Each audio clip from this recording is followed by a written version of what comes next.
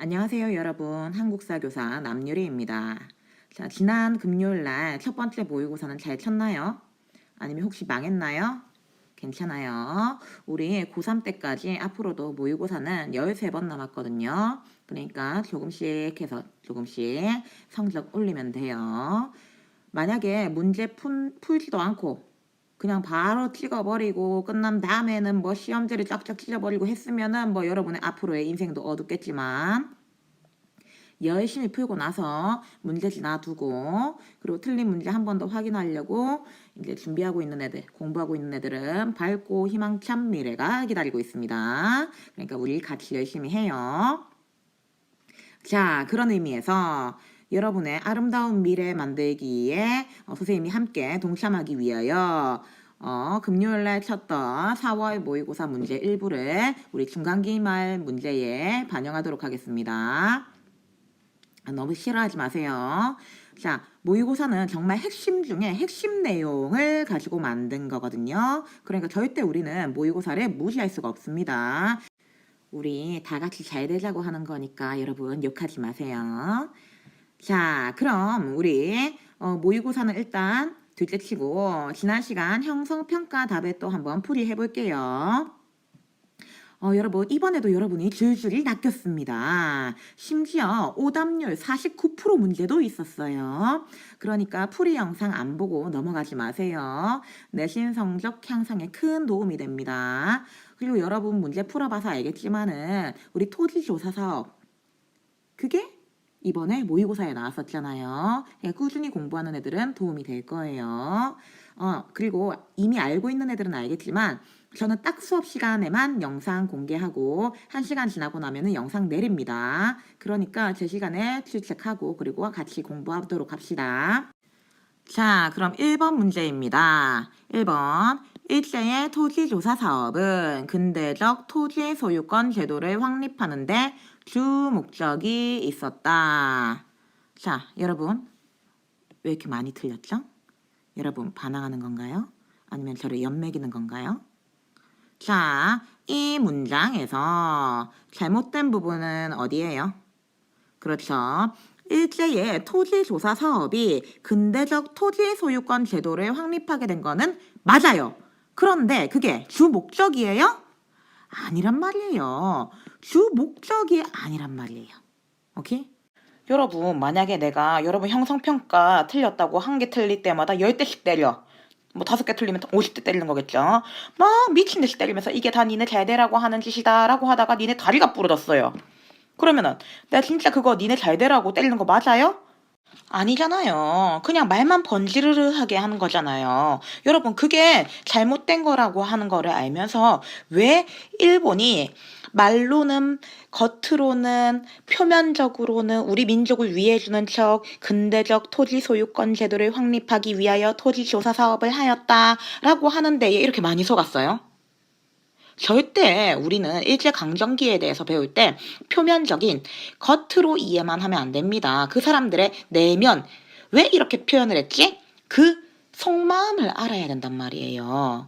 여러분 지난 시간에 배웠지만은 토지조사 사업의 결과 전체 농경지의 10%가 조선 총독부 산하의 동양척식 주식회사, 그러니까 줄여서는 동척의 소유가 됐었고, 이거는 계속 끊임없이 1930년대 40년대까지 계속 반복되면서 막판에 가서는 우리나라 한반도에 있는 토지의 40%가 총독부 소유가 돼요. 그리고 10년대 이 토지 조사 사업의 결과 일본은 그 전에 비해서 한반도에서 거둘 수 있는 세금이 몇 배가 되었다? 3배가 됐어요. 3배. 그리고 또 전체 농민 중에 자기 토지를 경작하는 자작농의 비율이 엄청나게 많이 떨어지고, 토지에 종속된 토지노예, 토지노비라고 할 수 있는 소작농의 비율이 엄청나게 늘어나요. 그런데 대부분의 토지는 총독부가 소유하고 있어. 그러면 우리는 어떻게 된다? 대규모의 토지를 소유한 일제가 토지를 인질로 잡고 우리 소작농들, 우리 농민들을 흔들 수 있게 된 거예요. 여러분 절대 표면적인 이해만 하면 안 됩니다. 실제 숨겨진 이면을 읽어야 돼요. 여러분이 이 문제를 너무 많이 틀려서 필기 조금만 할게요.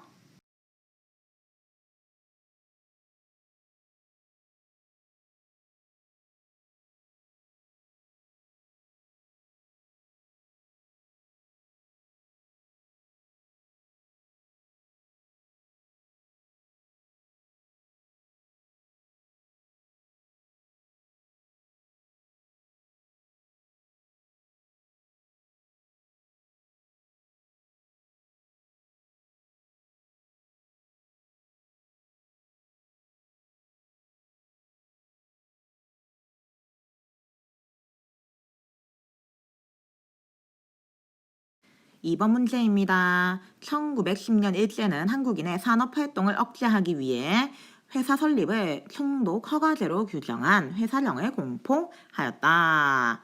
맞나요? 예, 맞죠. 정답입니다. 근데 여러분, 한 발 나아가서 좀 더 어렵게 수업 한번 해볼게요. 제가 만약에 이 문장에 틀린 걸로 바꾸려면 어떻게 해야 될까요? 그쵸? 1910년이라 안 쓰고 1920년이라 쓴다라고 하면은 이제 X가 답이 될 거예요. 그리고 또 뭐가 있을까요? 총독 허가제가 아니라 총독 신고제라고 내가 말한다 라고 하면은 이것도 X가 답이 돼요. 회사령이 신고만 하면 된다. 내가 신고만, 선생님, 총독님, 저 회사 만들게요.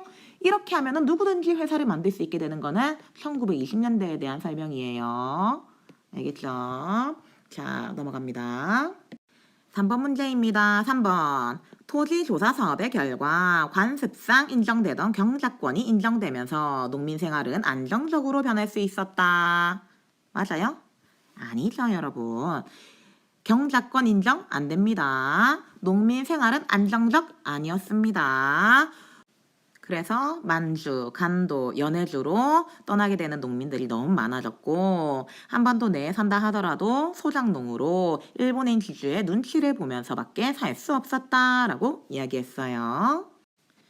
4번입니다. 4번 문제. 동양척식 주식회사는 조선 총독부로부터 넘겨받은 토지를 일본인 이주민이나 농업회사에 싼 값으로 넘겼다. 맞는 말이죠. 일본에서는 조선을 일본처럼 만들기 위해 그리고 일본 내의 몰랑 농민들을 구제하려고 하는 목적으로 일본에 있는 농민들을 조선으로 엄청나게 많이 이주를 시킵니다. 거의 1911년부터 1927년까지 17차례에 걸쳐서 9천여 호가 이주했다 하거든요. 9천여 호니까 한 가구당 4명이라 치면은 몇 명이에요? 4구 36 하니까 36,000명 정도 되겠죠. 게다가 이때 넘어온 사람들은 이제 아무래도 식민지가 된 지 얼마 안 됐기 때문에 치안이 불안하다라고 하는 판단으로 거의 제대한 군인들 출신, 본인 스스로 본인 목숨을 지키기 위해 군인들을 되게 많이 데리고 왔었대요. 그럼 당연히 일본 농민들이 군인 출신이야. 그럼 걔들이 조선 농민들한테는 뭐 자상하게 따뜻하게 해줬겠어요? 아니죠. 에잇 이 조센징 하면서 더 포악하게 악랄하게 했었겠죠. 이제 그러다 보니까 조선 농민들의 삶은 더 어려워질 수밖에 없었다라고 하는 거. 5번 문제입니다. X자 모양의 간선 철도망으로 부설된 호남선과 경원선이 한국인의 삶에 미친 영향은 무엇일까라고 하는 거예요. 자, 여러분 중간 기말고사에서 서술형 문제는 이런 식으로 많이 나옵니다. 그리고 여러분 이거 되게 많이 틀려요. 왜냐? 문제를 제대로 안 냈거든요. 여러분 문제가 이렇게 나와 있으면 답은 어떻게 써야 돼요?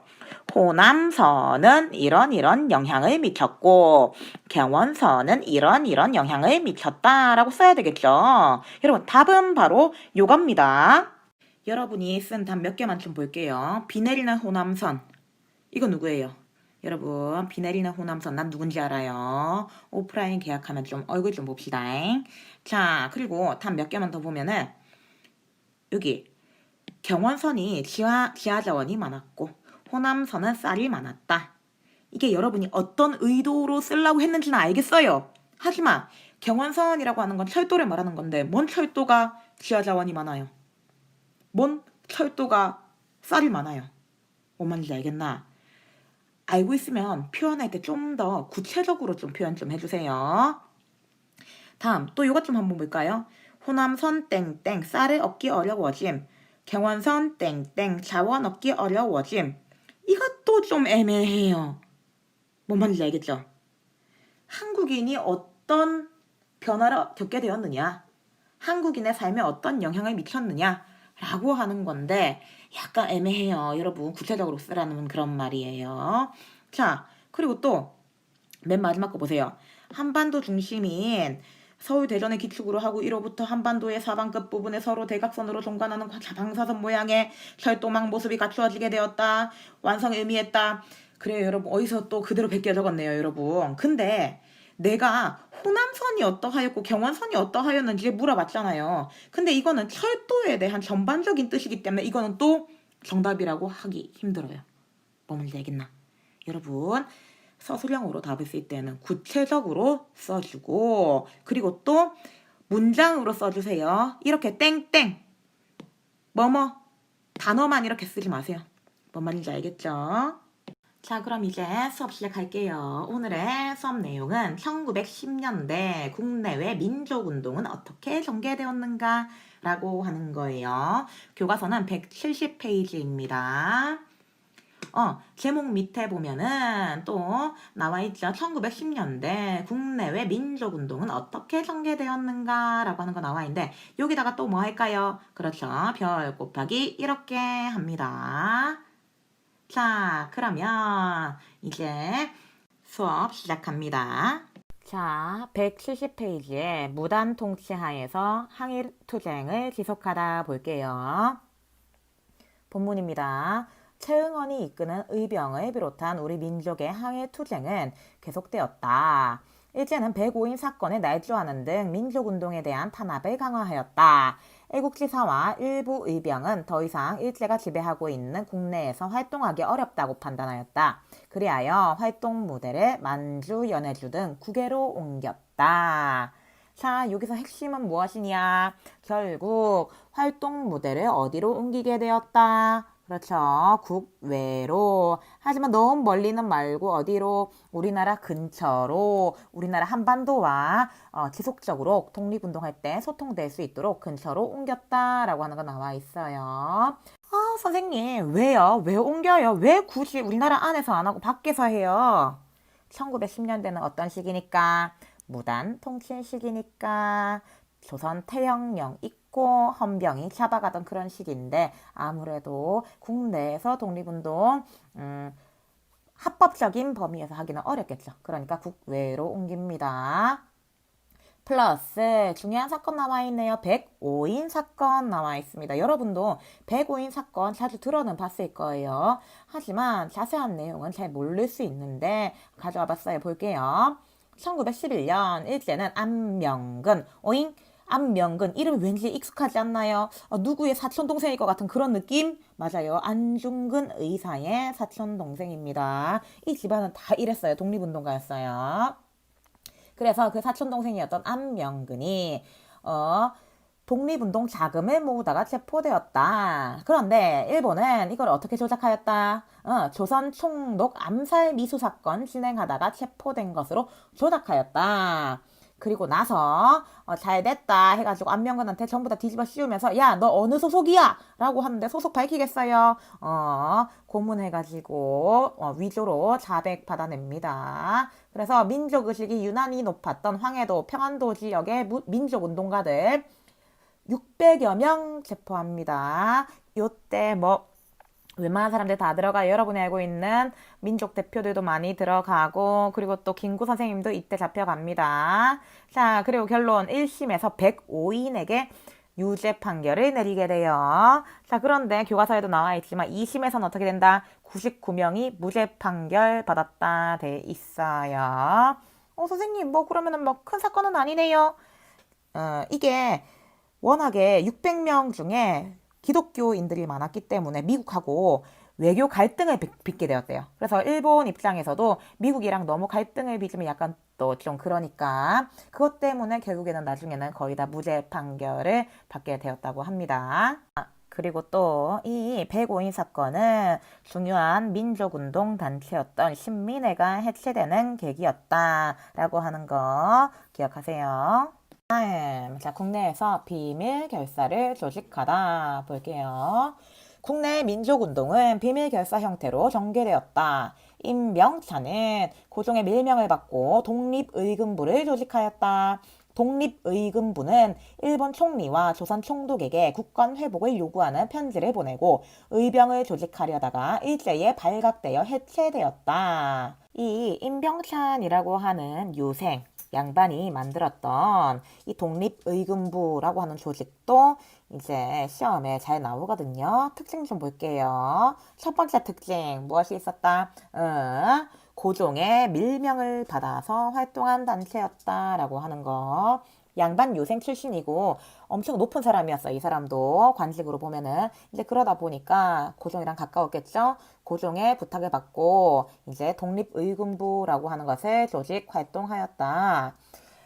그리고 또 이 사람 결국 일본 총리 그리고 또 조선 총독한테 국권 요구를 하는 국권 회복 요구하는 편지도 보냈었고 엄청 중요한 건데 이상하게 교과서에 안 나온 특징이 또 있어요. 그게 무엇이냐? 필기합니다. 복벽주의. 복벽주의. 미안해요. 우리 집에 강아지가 있거든요. 그런데 산책 안 나간다고 지금 계속 옆에서 얼얼얼얼 하는 거예요. 시끄러워도 좀 이해해 주세요. 자, 복벽주의가 무엇이냐? 여러분, 복고풍이라고 하는 거. 복고풍이라고 하는 게 뭐예요? 약간 옛스러운 옛날 스타일의 약간 촌빨 날리는 약간 이런 느낌 있잖아요. 그쵸? 복벽주의라고 하는 게 무엇이냐? 복벽주의는 옛날로 돌아가자. 우리 일본한테 독립해서 옛날로 돌아가자. 조선 왕조가 다스리는 왕권이 지배하는 그런 왕조 체제로 돌아가자라고 하는 게 복벽주의예요. 아무래도 임병찬이 유생, 양반 출신이다 보니까 원래대로 왕조 체제로 돌아가자라고 주장하는 어떻게 보면 약간의 한계가 있다라고 볼 수 있어요. 자, 다음 두 번째 문단 볼게요. 박상진은 풍기광복단과 조선국권회복단의 일부 인사를 통합하여 무엇을 만들었다? 그렇지. 대한광복회를 조직하였다. 이들은 엄청 중요한 거 나오네요. 뭘까요? 공화주의. 공화주의. 그렇지. 공화주의 교과서 옆에 나와 있거든요. 볼게요. 군주, 왕의 독재가 아니라 국민 주권의 바탕을 둔 정치 체제다. 라고 하는 거예요. 왕이 존재하지 않습니다. 왕이 존재하지 않아요. 이들은 이제 국민 주권을 주장하는 한 단계 높은 이제 정치 체제로 이제 주장을 하게 되는 거죠. 지향하였다. 어떻게 보면 최초예요. 그러니까 여러분 기억하세요. 군대식 조직이라고 하는 특징도 있어요. 또한 친일 부호를 위협하고 군자금 모금과 독립운동가 양성을 위한 활동을 벌였다. 그러나 박상진 등은 지도부가 체포되면서 해체되었다 남아 있어요.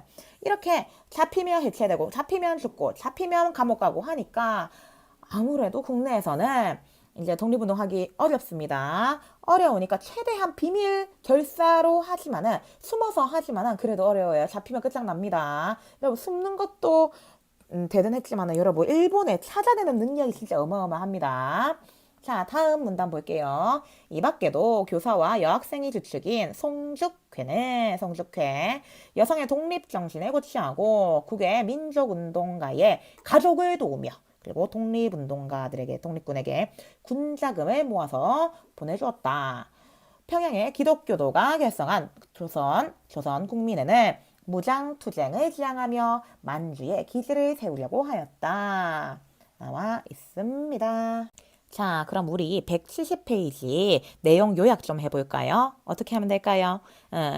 1910년대의 국내외 민족운동은 일본의 무단 통치 시기에 해당되기 때문에 독립운동을 하기가 좋다 안 좋다? 엄청 안 좋았다. 그래서 국내에서 독립운동하는 경우에는 비밀 결사의 형태를 취할 수밖에 없었다. 그런 단체로는 뭐가 있다? 임병찬이 세웠던 독립의금부가 있다. 이들은 조선 총독부에 국권 반환을 요구하는 편지를 보내기도 했고 특히 독립의금부는 고종의 밀명을 받아서 활동한 단체였다. 의병을 조직하려고 계획을 세우기도 하였고 얘들은 복벽주의를 주장한 것이 특히 강조된다. 두 번째 단체 뭐가 있어요? 박상진이 조직했었던 대한광복회가 있다. 얘들은 왕이 다스리는 국가가 아니라 공화주의를 표방하였다. 군대식 조직으로서 국내와 만주에 지부를 설치한 특징이 있다. 라고 이야기했어요. 그리고 이들 이외에도 국내에서 활동한 독립운동단체에는 여성이 주축이 되었던 송죽회 같은 이제 단체가 있었고 그리고 또 이들이 하는 활동은 무엇이었다? 군자금을 모으거나 독립운동가들의 가족을 돕기도 하였다라고 하는 거죠.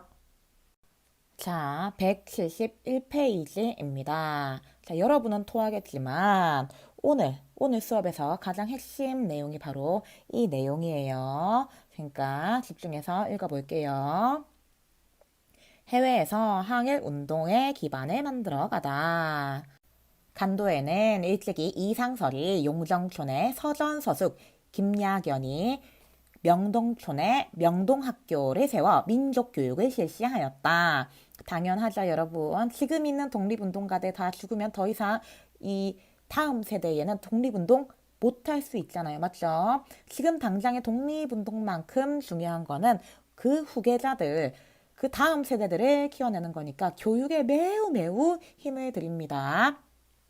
실시하였다. 국권 피탈 이후 대종교 세력이 만든 중광당과 자치조직인 간민회가 활동하였다. 여러분 보면 알겠지만은 그냥 독립운동 싸우는 단체만 있었던 게 아니라 독립운동가들의 가족도 있었기 때문에 행정조직, 자치조직도 있었고 나라는 없지만 우리끼리의 공동체 규칙, 규약을 만들어서 우리네 내부 안에서는 매우 조화롭게 아름답게 흘러가요. 그래서 자치조직 있지, 교육단체 있지, 그리고 독립운동단체 있지.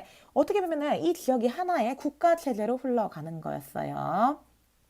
다음 볼게요. 남만주의 삼원보에 신민회의 이회영, 이상룡, 이동영 등이 이주하였다. 이들은 자치기관으로 경학사를, 교육기관으로 신흥강습소를 세워 민족운동 기지건설에 나섰다. 또한 신흥강습소 졸업생을 중심으로 군사훈련과 생산활동에 함께하는 백서농장을 만들었다. 신흥강습소 이거 들어본 적 혹시 있어요? 여러분 그 영화 암살에서 보면은 조진웅이 이 신흥강습소 신흥무관학교 출신이라고 나와요. 이 신흥강습소 신흥무관학교는 독립운동가들, 독립운동 지도자들을 양성하기 위한 학교였는데 기숙사제인데 전체 무료입니다. 왜냐? 우리 미래 세대를 키우는 일에는 내가 앞장서겠다라고 하면서 이 당시 우리나라의 엄청난 갑부 중에 한 명이었던 이회영 이 집안에서 자기 전 재산을 다 털어서 공짜로 독립운동 후계자들을 양성하는 신흥강습소를 만들었습니다. 나중에 동영상 하나 볼게요. 다음입니다. 연해주에서는 이상설과 이동희 등이 자치단체인 권업회를 만들어 한국인의 산업진흥을 권장하고 독립운동을 도모하였다. 상하이에서는 신규식 등이 민족운동 단체를 후원하는 동제사를 조직하였다. 한편 미주, 아메리카 말하는 거예요. 에서는 스티븐슨을 저격한 장인황과 전명훈의 변호를 계기로 여러 단체가 연합하여 대한인국민회를 조직하였다. 하와이에서는 박용만이 대주선 국민군단을 조직하였다. 필기 좀 하세요. 자, 여러분 어쩔 수 없어요. 엄청나게 많은 지역과 많은 단체가 거론이 됩니다. 그런데 중요해요. 중요하고 시험에 한 문제 정도는 꼭 나올 수 있습니다. 당연히 수능 말하는 거예요. 그리고 이 문제가 나올 때는 이렇게 줄줄줄 글만 나올까요? 아니에요. 지도가 매우 중요해요. 그러니까 우리는 171페이지에 저 위에 지도 보여요. 1910년 전후 만주와 연해주 지역의 주요 학교와 민족운동 단체 보이죠? 여기다가 별 곱하기 1억 별 곱하기 1억 합니다. 지도를 이렇게 간도, 남만주, 블라디보스토크, 그리고 아메리카, 미국 지역 이렇게 나눠서 보면서 지역별로 유명한 단체에는 무엇이 있었나 라고 여러분 구별해서 보도록 하세요. 뭔 말인지 알겠죠? 요렇게 중요한 것들 있습니다. 됐나요? 오케이. 대동단결선언, 새로운 한국을 선언하다 볼게요. 1917년 상하이를 비롯해 해외에 거주하는 민족운동가 14명이 공화주의의 바탕을 둔 공화주의 아까 이야기 나왔었는데 뭐였죠? 그렇지. 국가의 주권이 1인 독재 체제가 아니라 국민에게 주권을 주도록 하는 시스템이었어요. 그래서 공화주의의 바탕을 둔 대동단결선언이라고 하는 것을 발표하였다. 이들은 대한제국을 계승한 사람이 자신들이다라고 주장을 하면서 다음같이 이야기하였다. 이렇게 이야기하였다. 이거 좀 이따 보고. 그리고 민족운동가들은 주권이 누구에게 있다? 공화주의니까 당연히 국민에게 있다 라고 함을 밝히고, 또한 민족운동 세력이 단결하여 임시정부를 만들고 일본에 대항하자라고 주장하였다 라고 돼 있어요. 자, 그럼 이 대동단결선언의 자세한 내용 좀 볼게요. 순종 황제가 토지, 인민, 정치를 포기한 경술년 8월 29일 경술국치 말하는 거예요. 이때는 즉 우리 동지가 이를 계승한 8월 29일이니 저 황제권의 소멸의 때가 즉 민권 발생의 때요. 구한국의 마지막 날은 즉 신한국의 최초의 날이니 이거 뭔 말이야? 그 전까지만 해도 사실 8월 29일 이전까지만 해도 국가의 주권, 국가에서 가장 큰 그 결정권을 가지고 있는 주권을 가지고 있는 것은 누구였다? 그렇지, 황제였다. 그래서 황제권이 가장 중요한 권이었다. 그런데 황제가 무엇을 포기하였다? 토지, 인민, 정치라고 하는 조선, 한반도, 대한제국을 포기하였다. 그러면은 황제가 포기했으면 이 주권이 어디로 가야 된다? 백성들한테, 민한테 가야 되는 거 아니냐. 그러니까 주권은 누구한테 있다? 국민주권. 국민들한테 있다. 절대 비한인, 조선인이 아닌 사람들, 누구 말하는 거예요? 일본 말하는 거죠. 일본한테 주권을 넘기는 것은 근본적으로 무효요. 한국의 국민성이 절대 허가하지 않는 바이라 라고 이야기를 했어요. 다시 요약해 볼까요? 경술년 1910년 8월 29일 날은 황제가 토지도 포기하고 주권도 포기하고 우리 민족도 다 포기를 했다. 하지만 그렇다고 해서 주권이 없어진 게 아니다. 황제가 포기한 것은 우리 국민한테, 우리 민들한테 돌아왔다. 그러니까 이제는 한반도에는 황제가 다스리는 나라가 아니라 국민들이 다스리는 공화주의 체제의 바탕을 둔 새로운 나라가 만들어져야 된다. 그게 바로 무슨 한국이다? 신한국이다 라고 이야기하는 게 이 대동단결선언의 내용이야. 그리고 이 대동단결선언에 따르면 결국 무엇이 만들어져야 된다? 국민주권을 기반으로 하는 공화주의 체제의 바탕을 둔 임시정부가 만들어져야 된다. 새로운 국가가 만들어져야 된다라고 주장하고 있다는 거. 그래서 내가 임시정부 수립에 큰 영향을 주었다 적어놨죠. 이런 거 시험 문제 내기 되게 좋네요. 여러분 대동단결선언 잘 기억하세요. 자, 여러분 오늘은 배웠던 내용을 선생님이 따로 정리를 해봤습니다. 왜냐하면 이거는 온라인 수업으로 하면 왠지 여러분이 더 어려워할 것 같은 부분이라고 해야 되나? 우리가 오프라인에서 수업을 하면은 내가 동시에 지도도 보면서 여러분한테 이해가 가나 안 가나 물어보고 해가지고 여러분이 확실하게 이해가 됐는지 확인할 수 있는데 지금은 내가 일방적으로 여러분한테 말만 해야 되니까 왠지 여러분이 이해하기 어려울 것 같더라고요. 자, 그래서 선생님이 중요한 거 따로 정리를 했습니다. 자, 오늘의 포인트 이거 중심으로 이해하면 돼요. 자, 첫 번째. 1910년대 무단 통치 시기에 국내 민족운동의 특징은 어떠하였는가? 라고 하는 거 중심으로 보세요. 두 번째, 1910년대 국외 민족운동의 특징은 어떠하였는가? 그리고 자세한 단체에는 무엇이 있었는가? 라고 하는 걸 중심으로 보세요. 당연히 아까 별 곱하기 이렇게 했었던 지도랑 같이. 됐죠? 다음. 마지막으로 중요한 거는 1910년대 국내외 민족운동의 방향, 성격은 어떠하였느냐. 아까도 나왔지만은 공화주의. 그러니까 이제 주권이 황제한테, 황제권에 있는 게 아니다. 주권은 국민한테 있는 국민주권의 시대다. 공화주의 국가를 만들어야 된다라고 하는 단체, 조직이 훨씬 많아졌다는 거. 이제 일본한테서 다시 주권을 가져온다 하더라도, 일본한테 독립을 한다 하더라도 이씨 왕조에 의한 조선이라고 하는 나라가 다시 만들어지는 게 아니라 이제는 국민들이 권리를 가지는 공화주의 국가를 만들자라고 하는 생각이 널리 퍼지게 됐다라고 하는 거예요. 그리고 그게 잘 반영되어 있는 게 무슨 선언이었다? 그렇지. 대동단결 선언이었다라고 하는 거죠. 뭐 말인지 알겠죠? 오케이. 여러분, 아무래도 오늘은 단체 이름도 엄청 많이 나오고 지도도 동시에 봐야 됩니다. 그래서 더 헷갈릴 거예요. 그러니까 선생님이 찝어준 포인트 중심으로 해서 여러분이 이해를 하고 정리해서 사진 찍어서 올리세요. 뭔 말인지 알겠죠? 여러분 오늘도 수고 많았습니다. 그러면 우리 또 안녕.